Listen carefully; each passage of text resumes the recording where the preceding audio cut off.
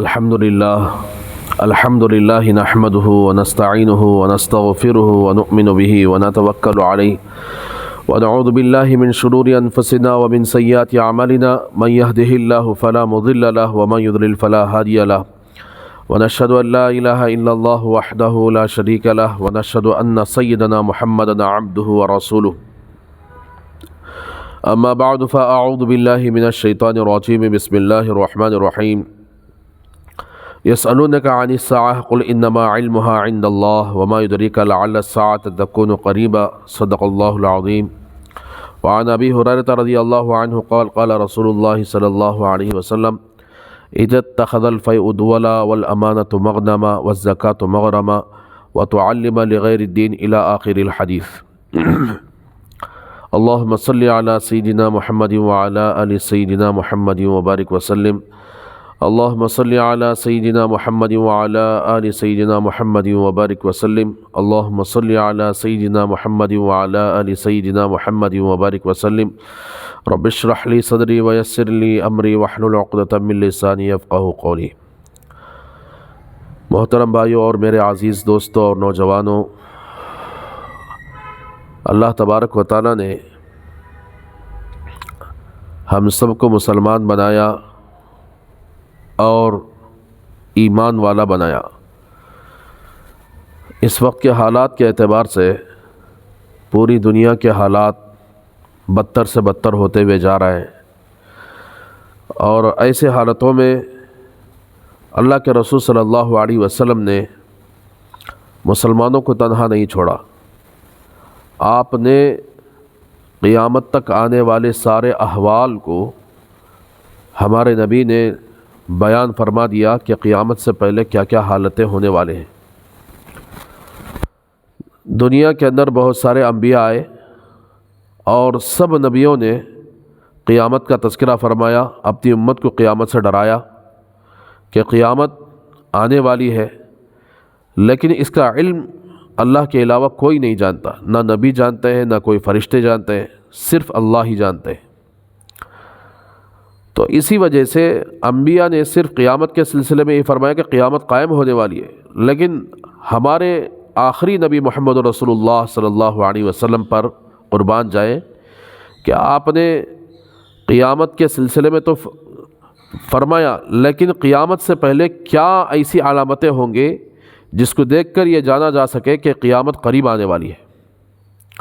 تو آپ صلی اللہ علیہ وسلم نے بہت ساری علامتیں بیان فرمائی، لیکن ایک حدیث ہے جس کے اندر آپ صلی اللہ علیہ وسلم نے کہ یہ 15 علامتیں اس کے اندر بیان فرمائی۔ 15 کام ایسے ہیں جو یہ 15 کام دنیا میں زیادہ ہو جائیں گے تو سمجھ لینا کہ اس کے بعد قیامت بالکل قریب ہے۔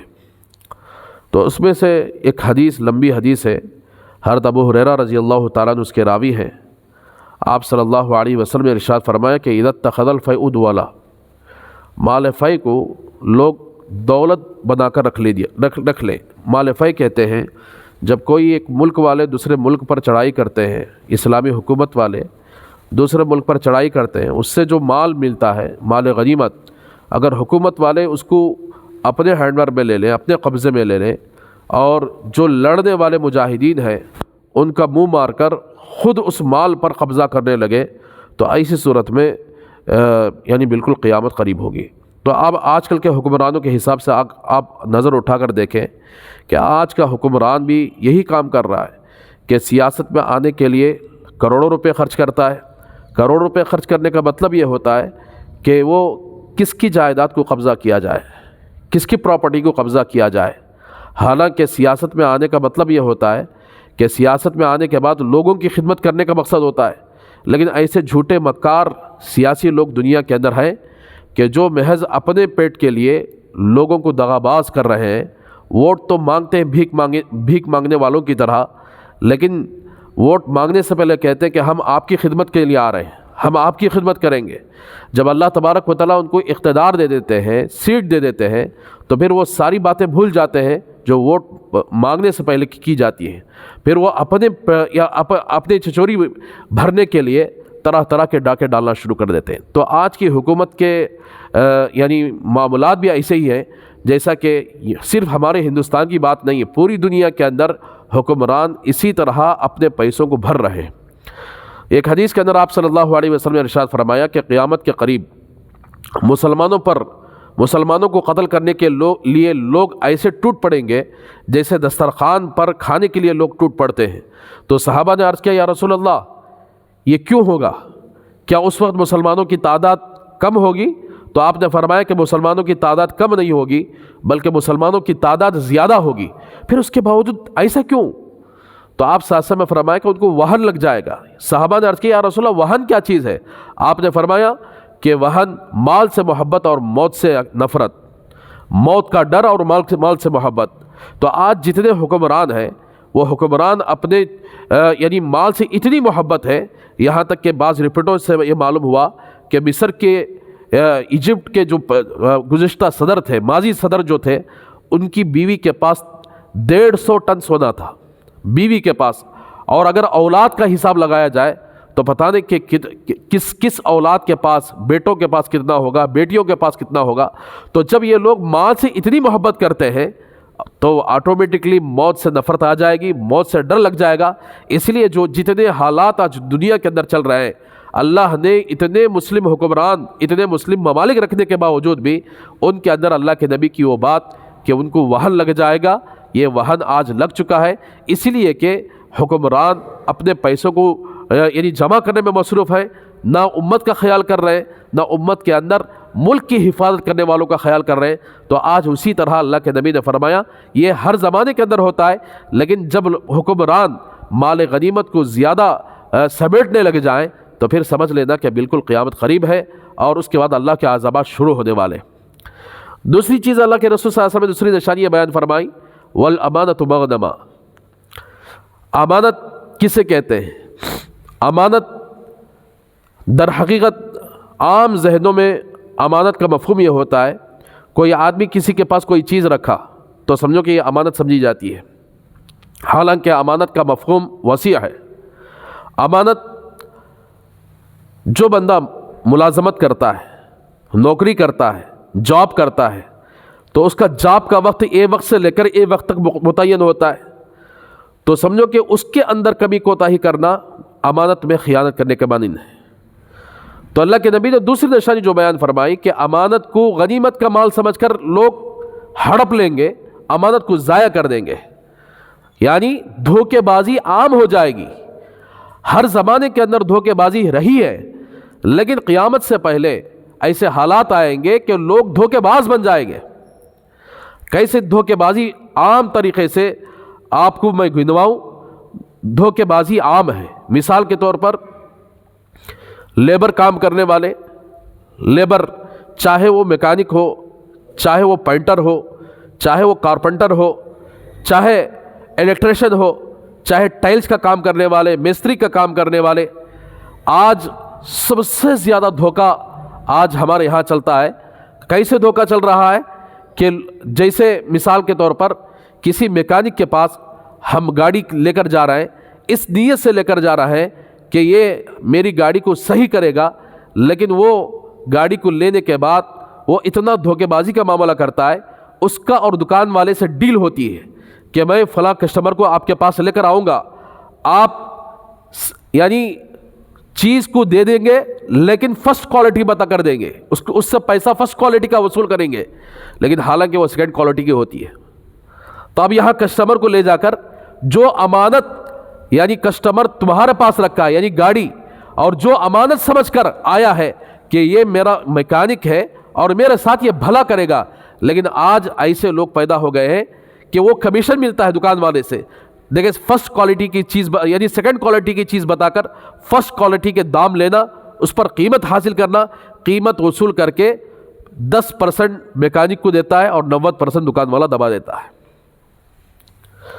تو جب ایسے ہی بہت سارے یعنی آپ کارپینٹر کو اٹھاؤ، اور اسی طرح آپ آ کر کیا پینٹ کا کام کرنے والوں کو اٹھاؤ، یا اسی طرح مستری کا کام کرنے والوں کو اٹھاؤ، آج کسٹمروں کو ایسے دھوکہ دیا جا رہا ہے کہ ان کو بلا لے کر جا کر دکان کے پاس انکھا کے سامنے دھوکہ دیا جا رہا ہے۔ تو ایسے بہت سارے امانتیں ہیں جو لوگ آج ضائع کر رہے ہیں۔ اللہ کے نبی نے سچ فرمایا کہ جب دھوکے بازی زیادہ ہو جائے گی تو سمجھو کہ قیامت کا انتظار کر لینا۔ تو دیکھیے یہی بات نہیں ہے، وراثت کا مسئلہ بھی دیکھیے۔ اب قیامت کے قریب کا زمانہ ہے جب کسی کے گھر کے اندر ایک اہم مسئلہ ہے یہ جو دوسروں لوگوں تک پہنچانا ضروری ہے۔ مسئلہ یہ ہے کہ اگر ماں باپ گھر کے اندر موجود ہو، ان کے پاس مال موجود ہو، ان کی 4 اولاد ہو، 2 بیٹے ہو اور 2 بیٹیاں ہو، تو ایسی صورت میں زندہ رہتے ہوئے ماں باپ اپنا مال کسی کو بھی چاہے دے سکتے ہیں، چاہے بیٹے کو دے سکتے ہیں، بیٹیوں کو دے سکتے ہیں، لیکن شریعت کا یہ حکم ہے کہ اگر ماں باپ زندہ ہو، اپنا مال تقسیم کر رہے ہو، تو ایسی صورت میں 2 بیٹے اور 2 بیٹیوں کو برابر سرابر تقسیم کیا جائے، اس میں کبھی کوتاہی نہ ہو۔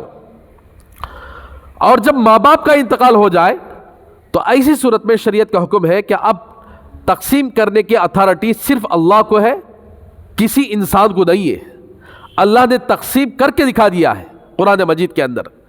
تو ہمارے یہاں عام طور پر یہ ذہن یہ بن چکا ہے کہ گھر کے اندر جو بچیاں ہوتی ہیں، بیٹیاں ہوتی ہیں اور بیٹے بھی ہوتے ہیں، ماں باپ ان بیٹیوں کی شادیاں کرتے ہیں جوڑے کا پیسہ دے کر، جہیز دے کر، 10 لاکھ یا 20 لاکھ روپے خرچ کر کے شادی کر کے دے دیتے ہیں۔ دینے کے بعد جب بیٹوں کا مسئلہ آتا ہے، ماں باپ انتقال ہو جاتے ہیں، پراپرٹی چھوڑ کر مرتے ہیں، لوگوں کے دل و دماغ کے اندر یہ بات آ گئی کہ بیٹیوں کو جو پیسہ دے دیا گیا ہے ختم، وہ ان کے لیے ہمیشہ کے لیے وہی پیسہ ہے۔ جو پراپرٹی ماں باپ کی بچی ہوئی ہے اس پراپرٹی کے اندر بیٹیوں کا، بہنوں کا کوئی حق نہیں ہے۔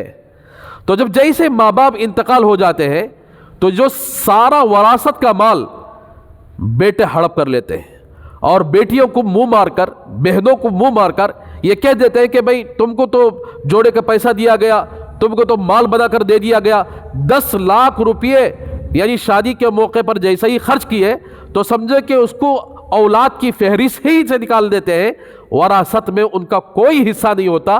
اور جیسے ماں باپ انتقال ہو جاتے ہیں، ماں باپ کے انتقال کے بعد جو مال بچتا ہے وہ مال پر سارے بیٹے قبضہ کر دیتے ہیں۔ یہ بھی کھلم کھلا امانت میں خیانت اور دھوکے بازی ہے۔ محترم بھائیو، اللہ کا واسطہ کہ اگر تم اللہ کے سامنے بچنا چاہتے ہو، اللہ کے یہاں حساب سے بچنا چاہتے ہو، تو اللہ تبارک و تعالیٰ کے قانون کو فالو کرو۔ شریعت کے اندر یہ بات نہیں ہے کہ شادی کر کو دیو، اتنا جوڑے کا پیسہ دیو، اتنا جہیز دیو، یہ شریعت نہیں کہتی۔ ماں باپ زندہ رہتے ہوئے اپنے مال میں سے کسی بیٹے کو دے دیے، کسی بیٹی کو دے دیے تو سمجھو کہ وہ ان کی ملکیت بن جاتی ہے اور اس میں کسی کو پوچھنے کا حق نہیں بنتا کہ تم نے ایسا کیوں کیا۔ ہاں البتہ ماں باپ کو چاہیے کہ انصاف کا معاملہ کرے، مال دینے میں انصاف کا معاملہ کرے۔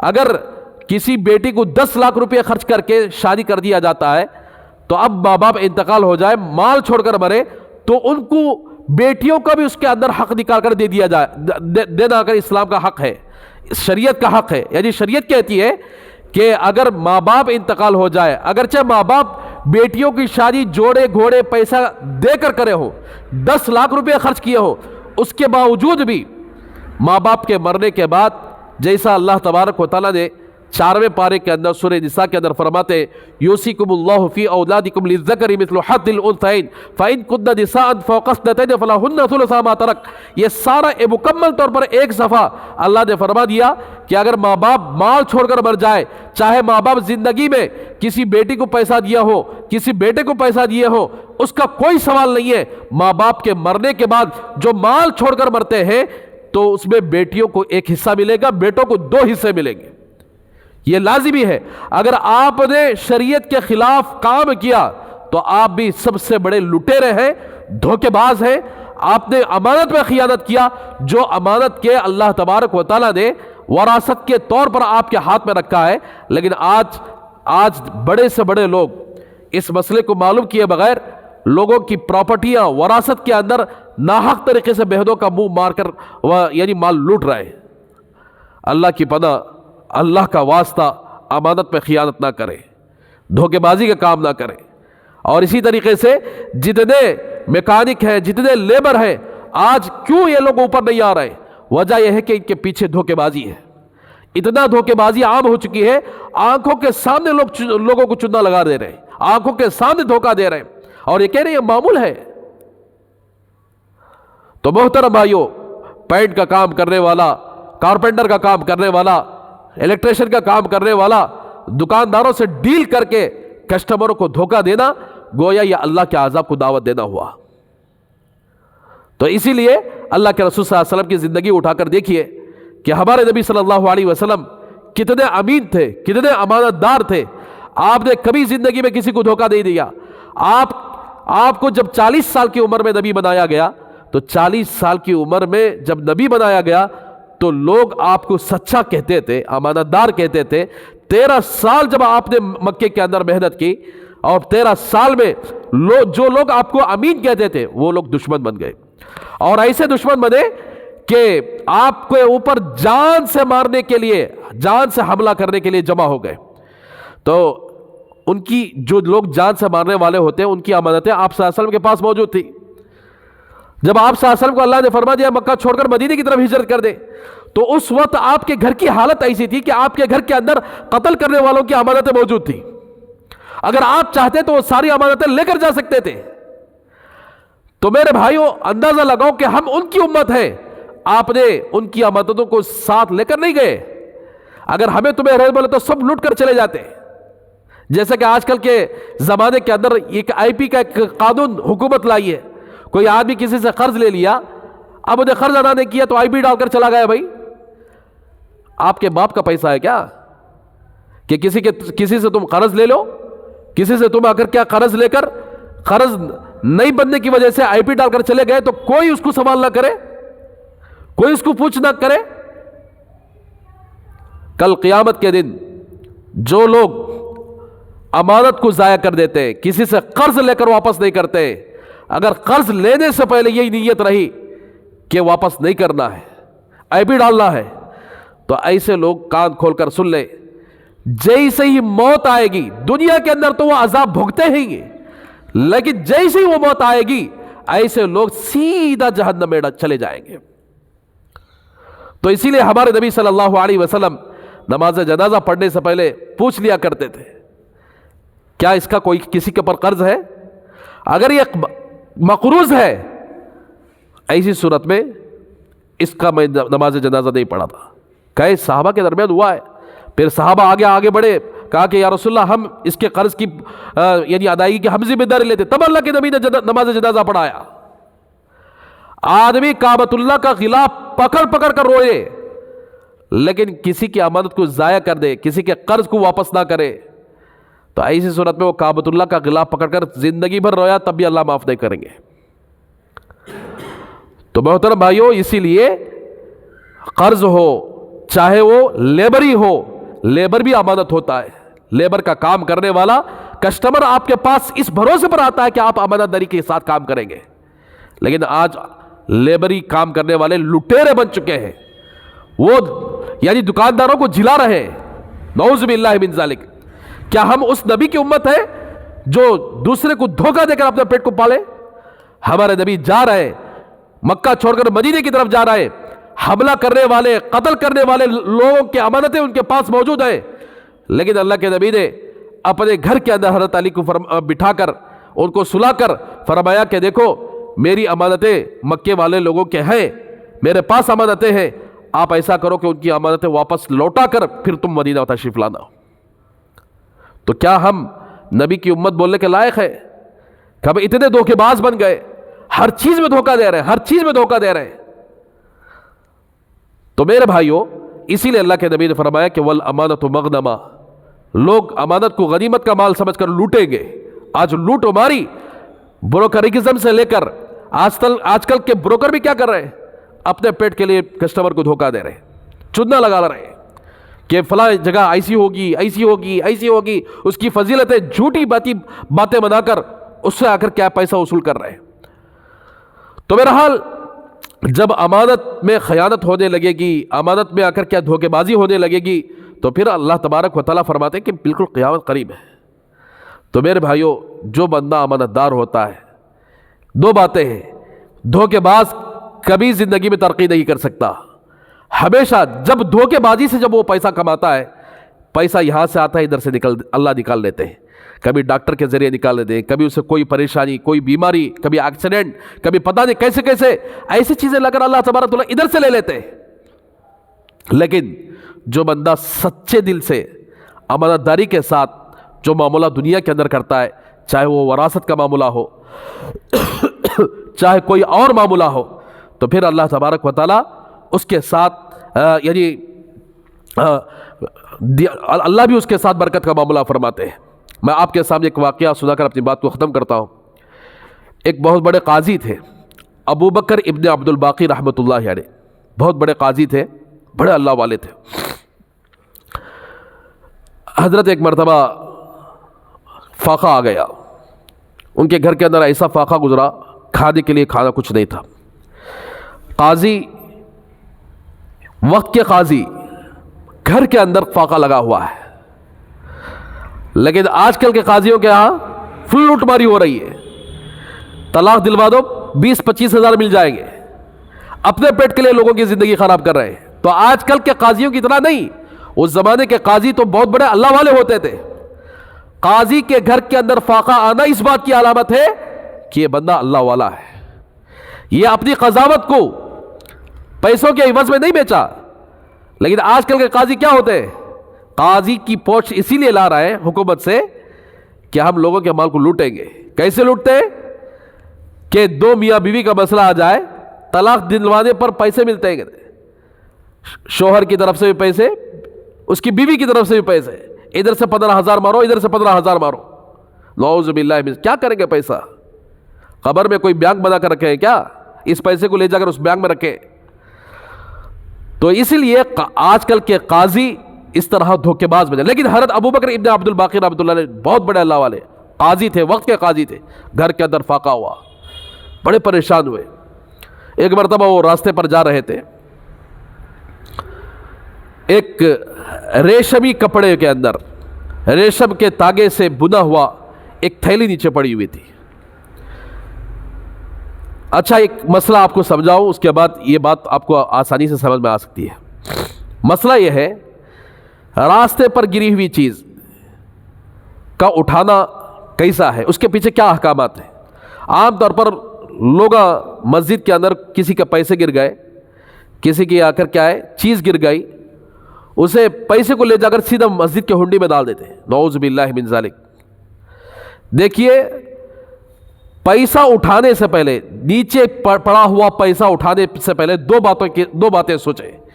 پیسہ اٹھانے کے بعد آپ کو یہ ذمہ داری بنتی ہے کہ اس کے مالک کو تلاش کرے، اگر مالک مل گیا تو اسے دے دے، اگر مالک نہیں ملتا ہے تو پھر اس کے وارثوں کو تلاش کرنا پڑتا ہے۔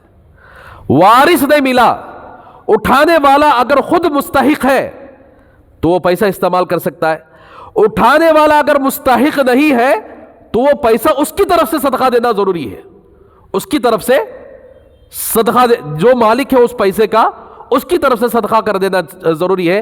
اگر اس درمیان مالک آ گیا، یعنی صدقہ دینے کے بعد مالک آ گیا کہ بھئی وہ پیسے میرے ہی تھے، تو ایسی صورت میں اپنے جیب سے پیسے اٹھا کر وہ دے گا اور وہ صدقہ اس کی جانب سے ہو جائے گا۔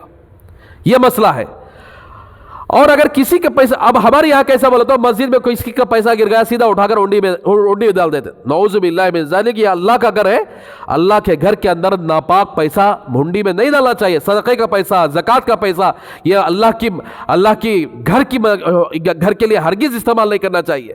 اللہ کا گھر تو پاک ہے، اسے پاکیزہ پیسہ لگانا چاہیے، نہ زکوٰۃ کا پیسہ ہے نہ صدقہ کا پیسہ ہے۔ اگر میں تو کہتا ہوں کہ مسجد میں گرا ہوا پیسہ مت اٹھائیے۔ آپ کیوں اٹھاتے ہیں؟ آپ اٹھانے پر دو ذمہ داریاں اس کے اوپر پڑتی ہے۔ اور دوسری چیز، کسی آدمی کا پیسہ آپ نے رستے میں پڑا ہوا پیسہ آپ نے اٹھا لیا، اٹھانے کے بعد آپ نے اس مالک کو واپس کر دیا، اس نے خوشی میں آ کے 500 روپے کی 1000 روپے کی بطور تحفے کی دے دیا، بھائی آپ نے میرے مال کی حفاظت کی، آپ نے آ کر کیا ہے یہ میری طرف سے گفٹ ہے، تو شریعت کہتی ہے کہ اس کی گفٹ لینا جائز نہیں ہے۔ تو یہ مسئلہ ہے۔ اب واقعہ سنیے، حضرت ابو بکر ابن عبد الباقی رحمۃ اللہ علیہ جا رہے تھے، فاقے کی حالت تھی، راستے میں وہ تھیلی، ریشمی تھیلی وہ ان کو مل گئی، انہوں نے اٹھا لیا، گھر کے اندر آئے۔ فاقے کے حالت میں آدمی اس کا دماغ بدل جاتا ہے۔ اب تھیلی کو دیکھا تو فوراً ان کے دل ان کو ملامت کرنے لگا، بھائی راستے میں گری ہوئی چیز تیرے لیے کیسے حلال ہو سکتی ہے؟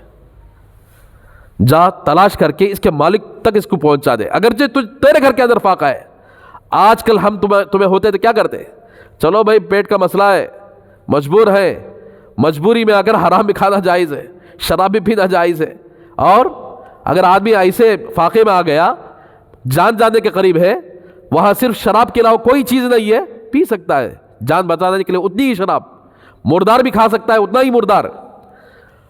لیکن اللہ والے ہوتے ہیں، انہوں نے سوچا کہ گری ہوئی چیز یہ بھی امانت ہے، یہ اس آدمی کی امانت میرے پاس رہی، میری ذمہ داری بنتی ہے کہ اس مالک کو آ کر واپس پہنچائے۔ اتنے میں یہ خیال کر رہے تھے، اس گلی سے اس کا مالک اعلان کرتے ہوئے گزرا کہ کسی کو اس طرح کی نشانی کی تھیلی ملی ہے واپس لا کر دو، بدلے میں 500 دینار انعام میں دوں گا۔ کتنے؟ 500 دینار انعام میں دوں گا۔ تو کان میں جیسی بات پڑی تو حضرت ابوبکر گئے، جا کر اس آدمی کو بلایا اور کہا کہ بھائی کیا نشانی ہے؟ تیری تھیلی جو گم ہو گئی نا، اس کی کیا نشانی ہے؟ تو اس نے یہ نشانی بتائی۔ فوراً گھر کے اندر آئے، تھیلی لا کر اس کو حوالے کر دیا کہ آپ کی یہ تھیلی ہے، آپ نے جو نشانات بتائے وہ نشانات اس کے اندر موجود ہے۔ وہ آدمی خوش ہو کر 500 دینار نکال کر فوراً حضرت ابوبکر کو دے دیا۔ حضرت ابوبکر لے لیا اور پھر گھر واپس آئے، فاقے کی حالت تھی، تو سوچا کہ بھئی یہ ہدیہ لینا بھی جائز نہیں ہے، ابوبکر تو نے کیوں لیا ہدیہ؟ تو فوراً واپس اٹھے اور اس آدمی کو بلا کر کہا کہ حضرت یہ ہدیہ میرے لیے جائز نہیں، آپ رکھ لیجئے۔ اس نے کہا بھئی میں آپ کے لیے حلال کر رہا ہوں، میں اپنی طرف سے دے رہا ہوں، نہیں مجھے نہیں چاہیے، آپ کا ہدیہ آپ رکھ لیجئے، میرا حق تھا کہ آپ کی امانت کو میں آپ کے پاس پہنچا دوں، میں آپ کے ساتھ کوئی خیانت نہ کروں، یہ آپ رکھ لیجئے، آپ چلے جائیے۔ اس طرح بول کر اصرار کے ساتھ واپس کر دیا۔ اب وہ آدمی زبردستی لے کر واپس ہو گیا۔ اب کچھ دن گزرے، اللہ نے ان کے حالات جو فاقے کے تھے ختم کیے، اور ایک مرتبہ ایسا ہوا کہ کہیں سفر پر جانا ہوا۔ سفر میں جانے کے لیے آج کل کی طرح وہ ہوائی جہاز نہیں ہوتے تھے، پانی کے جہاز سے جانا پڑتا تھا۔ تو حضرت ابوبکر ابن عبد الباقی رحمۃ اللہ علیہ ایک جہاز میں سوار ہوئے، اور وہ جہاز جاتا جاتا ایک بھنور میں پھنس گیا۔ بھنور میں پھنسنے کے بعد، بھنور بولے تو وہ جو پانی کے اندر جو گول پھرتا رہتا ہے نا، اسے بھنور کہتے ہیں۔ تو اس میں پھنسنے کے بعد ان کے جہاز کے ٹکڑے ٹکڑے ہو گئے، سارے لوگ اسی جہاز میں انتقال ہو گئے، اسی بھنور میں انتقال ہو گئے۔ اللہ نے صرف حضرت ابوبکر ابن عبد الباقی رحمۃ اللہ علیہ کو بچا لیا۔ ان کو ایک تختہ مل گیا جہاز کا، اس تختے پر کئی دن گزر گئے سمندر کے اندر۔ پھر دھیرے دھیرے وہ بازو آتے ہوئے جب جیسے ہی ایک جزیرے کے پاس قریب میں پہنچے تو کیا دیکھتے ہیں کہ وہ جزیرے کے اندر ایک مسجد ہے، ایک بڑا گاؤں ہے۔ فوراً آئے، کچھ کھائے نہیں تھے، کچھ کھایا پیا، مسجد کے اندر جا کر عبادت کرنے لگے، مسجد کے اندر جا کر آرام کرنے لگے۔ تو مسجد میں بہت سارے مسلمان تھے، پوری بستی مسلمانوں کی تھی۔ حضرت ابوبکر ابن عبد الباقی رحمۃ اللہ علیہ بڑے خوش الہانی سے یعنی قرآن پڑھتے تھے، بڑی خوش آواز سے ان کی یعنی قرآن ہوتی تھی۔ جب انہوں نے قرآن پڑھا تو لوگ ان کے ارد گرد جمع ہو گئے، اتنی بہترین آواز، بڑی تجوید کے ساتھ وہ قرآن پاک کی تلاوت کرتے تھے۔ لوگوں نے درخواست کی کہ حضرت آپ کون ہیں معلوم نہیں، آپ کی قرآن تو سننے میں بڑا مزہ آتا ہے، آپ کی آواز بڑی اچھی ہے، آپ تجوید کے ساتھ پڑھ رہے ہیں، آپ ہمیں قرآن پڑھنا سکھا دیں، تجوید کے ساتھ قرآن پڑھنا سکھا دیں۔ تو حضرت ابوبکر ابن عبد الباقی رحمۃ اللہ علیہ نے کہا ٹھیک ہے میں سکھا دوں گا۔